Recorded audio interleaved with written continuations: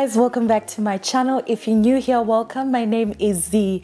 In today's video, we'll be talking about the 482 visa. So before we get into it, I just want to make sure that you're subscribed.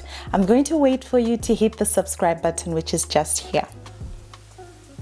After you've subscribed, please like the video and turn on your notification bell so that you don't miss any videos from now on. I'm just gonna give you guys a rundown of the 482 visa because I'm getting a lot of DMs. People want to know more information about this, and I'll be screen recording here. This information is available on imi.homeaffairs.gov.au. So on this website, that's the government website. On the government website, you'll be able to get more information about the 482 visa. And like I always say, guys, you must do your own research. So after this video, I want you to go into the government website and just go and read more about the 482 visa. Yeah. Relevant work experience in your nominated occupation, you would be eligible for this visa. So what it means is, for example, let's just say you are a data analyst or you are a business analyst and you want to move from South Africa and come to Australia as a business analyst or as a data analyst. So you have to have at least 1 year work experience in that field, either one of those two. This visa is not a permanent resident visa. I know you guys always hear me say PR. PR stands for permanent resident. You just 1 year work experience, and it's not a permanent resident visa. It's a temporary visa. So what it means is that you can stay in Australia up to 4 years. But if you're from Hong Kong, you can actually stay in Australia for up to 5 years on this visa. So it allows you to live and work in Australia for 4 years, for up to 4 years, or up to 5 years if you are from Hong Kong, right? But the good thing about this visa is that it has a pathway to permanent residency. So you can apply for a PR, permanent resident visa, after 2 years. The only condition is that your employer needs to nominate you again. So this is an employer sponsored visa, right? So what you need to do is to get a job first. Skills assessment is generally not mandatory for the 482 visa, but for some occupations, you have to have the skills assessment, right? And with this visa, you have to get your English test done. I know a lot of people don't want to do that, but it has to be done. So with the English test, if you're writing IELTS, the overall marks or the overall band that you should get is 5.0. And if you're writing PTE, for listening, you have to have 33, reading 36, writing 29, and speaking 24. One of the downsides for this visa is that you can't apply for Medicare, unfortunately.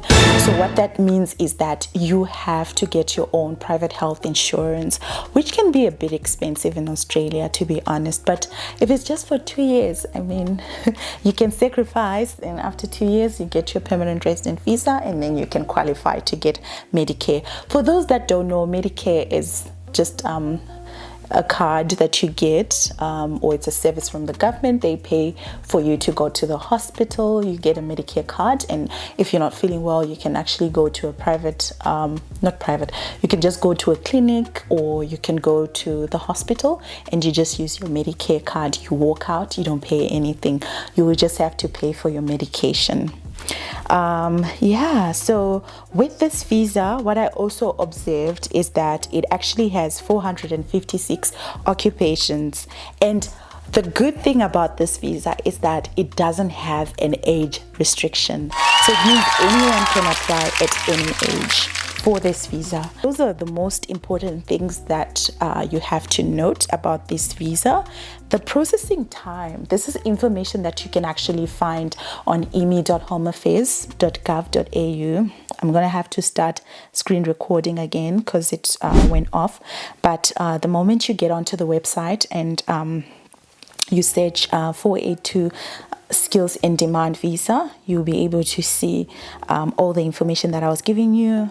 As you can see here, it says stay up to 4 years, and most of you guys might be wondering how much it actually costs for you to get this visa. So it costs 3,210 Australian dollars for you to get. This is just for the main applicant, for you to be able to get this visa. And obviously, if you're gonna come with your family, you're gonna pay more for the additional applicants. And also with the medical health insurance, it has to be, if you have a family, you have to get medical health, private health insurance for everyone, every family member. So you can have a family membership with any private health insurance providers. And the processing time frames are just here. You need to just go there and do your own research. I'll leave this one for you guys so that you can do it after the video and just check how long it's currently taking. And now let's just go back to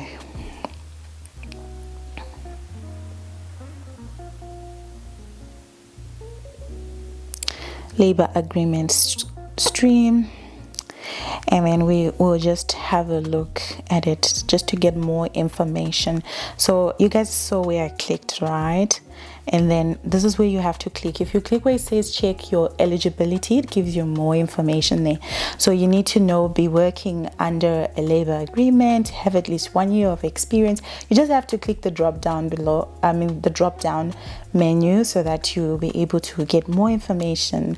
You have to be nominated by an employer, meet your health requirement. That's one of the things that you actually have to, you have to be having good health. I'm not really sure what kind of diseases they're looking out for, but I remember they tested us for TB, they tested us for HIV. Yeah, that's what I remember. And I don't know, please don't ask me what happens if you're positive, because I do not know, because our results came out negative. So I have no idea what would happen. And meet our character requirement.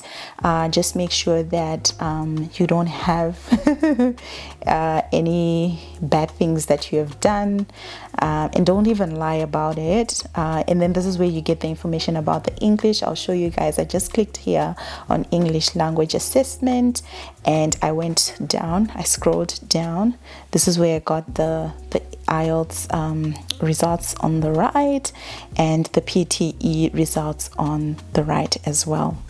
And then let's see, you see it talks about private health insurance on this one, when it says have adequate health insurance, and and not have had a visa cancelled or a previous application refused. So they say here, we'll consider your immigration history when we make a decision on your application, which means you might not be eligible for this visa if you have had a visa cancelled or refused. So here's the thing.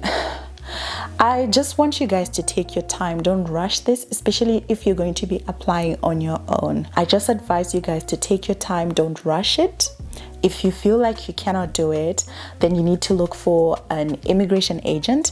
I am not an immigration agent, and I do not help people get jobs. So I used an immigration agent. For those that don't know, we used an immigration agent with my family to relocate to Australia, and I can actually share the immigration agent's details. That immigration agent is only going to help you apply for a visa if you're eligible to apply, right? They do not help anyone. They will never go out of their way to help anyone look for a job. So don't try and get the details and reach out to the agent and say, can you help me get a job? Because this is definitely out of scope, and I need you guys to understand that it's stuff that they actually do not do. If you check on their website, they don't have that service on their website, so they won't even do it for anyone. They're only gonna help people that are serious and they want to get their visas. So if you want to get your skills assessment done, if you want to get your visa done as well, they can actually help you. All you need to do is to send me an email, and I will send you the details. So I hope that this is going to help you, and you're going to take your time to go and research more about this visa.